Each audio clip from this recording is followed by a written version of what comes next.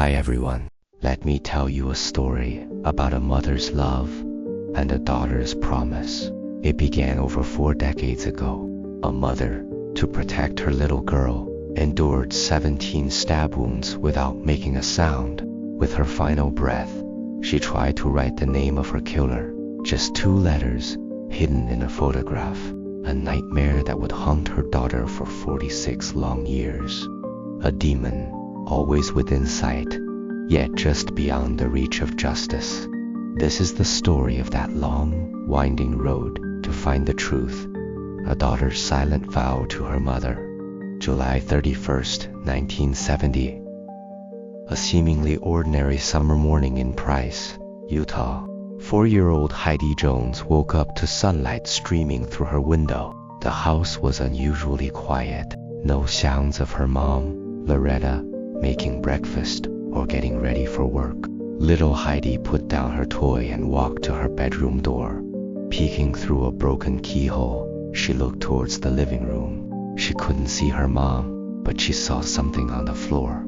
She pushed the door open and walked slowly through the kitchen. As she entered the living room, she saw it clearly. It was her mother. Heidi called out, but there was no answer. The next thing she knew, she was standing outside her home. The sun was warm. The trees were green. Everything felt normal, yet everything was wrong. Her neighbor, gardening with her son, called her over. Heidi walked towards her, dazed, and said, "I think my mommy is dead." Minutes later, police cars surrounded the house. Her mother, 23-year-old Loretta Jones, was gone. The couch and carpet were stained with blood. Loretta was lying face down. According to the autopsy, she had been assaulted and brutally stabbed 17 times. Her throat was cut. There were no signs of a break-in. Did Loretta know her killer? Police collected evidence: blood, samples from Loretta's body, fibers from the furniture. But back then, DNA technology was in its infancy. That wasn't enough. Loretta was a single mother, kind and optimistic. She made clothes for Heidi, took accounting classes, dreaming of a better job. She had no known enemies, so 4-year-old Heidi became the only witness. Terrified, Heidi had only a hazy memory. She remembered her mother coming into her room the night before, whispering, "Don't come out. No matter what you hear, don't come out." Then, her mother disappeared into the darkness. Heidi remembered a silent night. She heard no cries for help, no struggle, or maybe she did. But she obeyed her mother, staying hidden in her room. Loretta had only one small defensive wound on her wrist.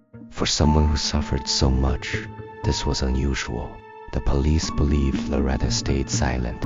She didn't cry out, didn't fight back, all to protect her daughter sleeping in the next room.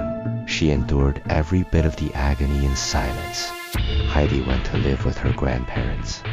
That night, as her grandmother held her, Heidi murmured in her sleep, "It was Tom. Tom." Her grandmother asked the next morning. Heidi said he was Mommy's friend. Loretta's sister knew about Tom. He was a man Loretta had briefly dated. He had a bad temper, so Loretta ended it. But that's all they knew. Just Tom. No last name. It was like looking for a needle in a haystack. But sometimes, the needle finds its way out. On the same night, Loretta was killed, just a few blocks away. A 10-year-old girl named Lori Fina was playing outside her home. A man grabbed her from behind, his hands smelling like greasy burger sauce. She screamed, and her family rushed out. The man ran away towards the direction of Loretta's house. 2 attacks in one small community. It couldn't be a coincidence. Soon, an anonymous tip came in. Look into Tom Egley, and in Loretta's diary, they found the same name, Tom Egley. He was a railroad worker from a nearby town with a pregnant girlfriend. Police questioned him. He said he was in Price that night, bought a burger, walked around. No alibi. He went to a bar later.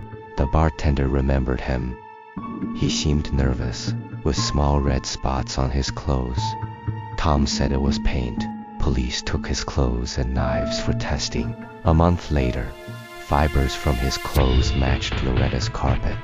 They arrested him.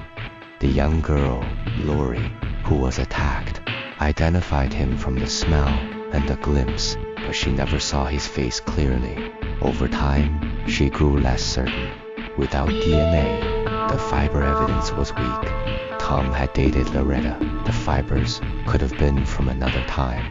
At a hearing 3 months later, Tom was set free.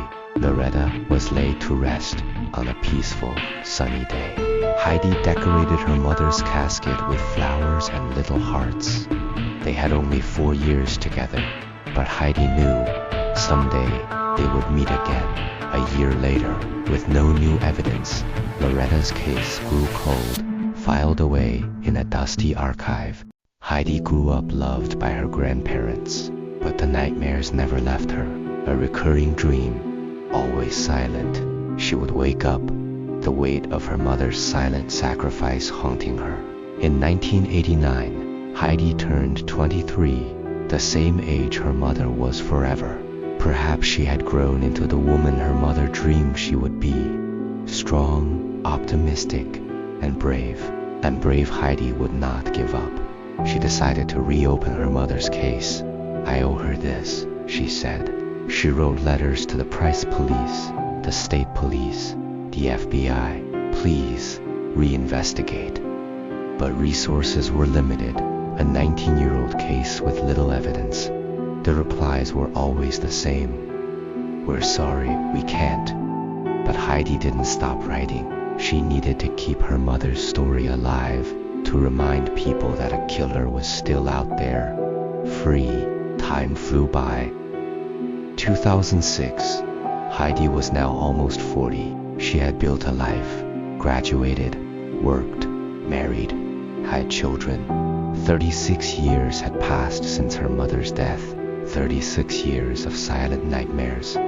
With her life stable and her children older, she made a decision. It was time for an end. She quit her job, said goodbye to her family, and went back to Price, back to her grandmother's house. When she told her grandmother she wanted to solve the case, her grandmother's eyes filled with a familiar sadness. "Why can't you just let it go?" she asked gently. Heidi understood. Her grandmother had lost hope, but Heidi would prove her wrong. For 2 years, Heidi hit dead end after dead end. Then, in 2009, a twist of fate, Heidi posted on Facebook that her car was stolen. An old high school friend, David Brewer, commented. They got to talking.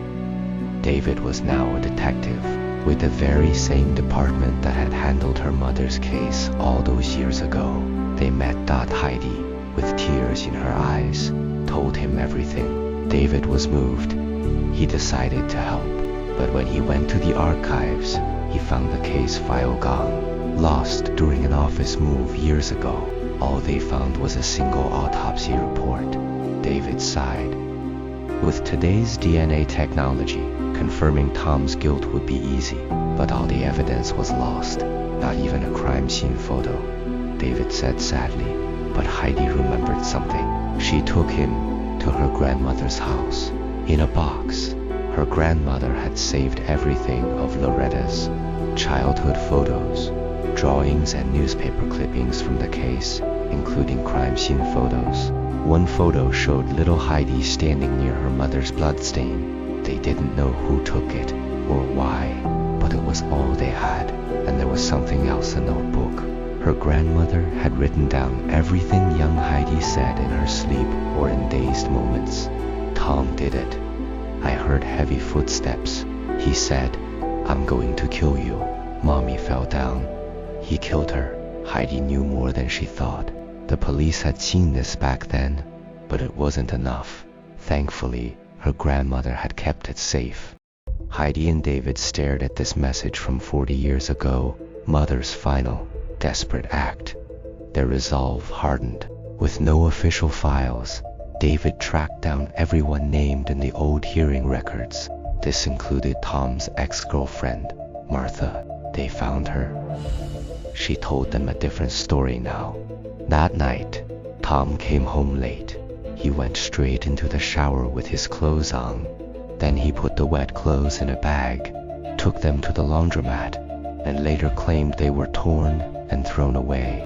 The fibers on the clothes he gave police weren't from the night of the murder. Martha hadn't told the whole truth back then, perhaps because she had just had his baby. But for David, it was another piece of the puzzle. He was sure Tom was the killer, but the evidence was still all circumstantial. The notebook, the blood letters, Martha's new story. David decided to talk to Tom directly. Tom Egley was now 70, living alone in Colorado. He seemed like any other elderly man. When David arrived, Tom wasn't surprised.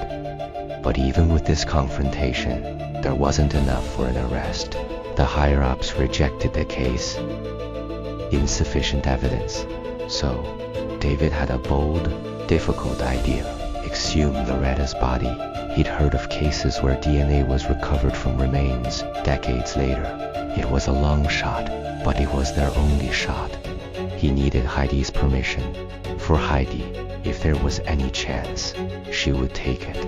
June 7th, 2016.46 years after Loretta's death. 7 years after Heidi and David started working together, they opened the grave.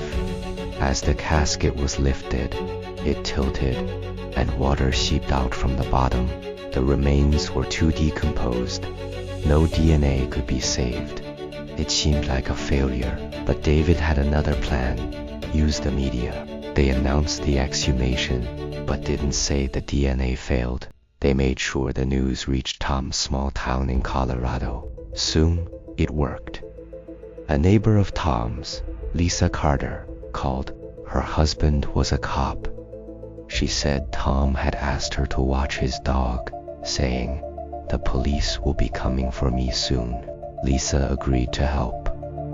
Wearing a wire, she spent weeks talking to Tom, gaining his trust, pretending to have marital problems. Slowly, she drew the truth out of him.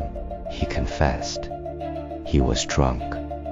He went to Loretta's, wanted to be with her. She refused.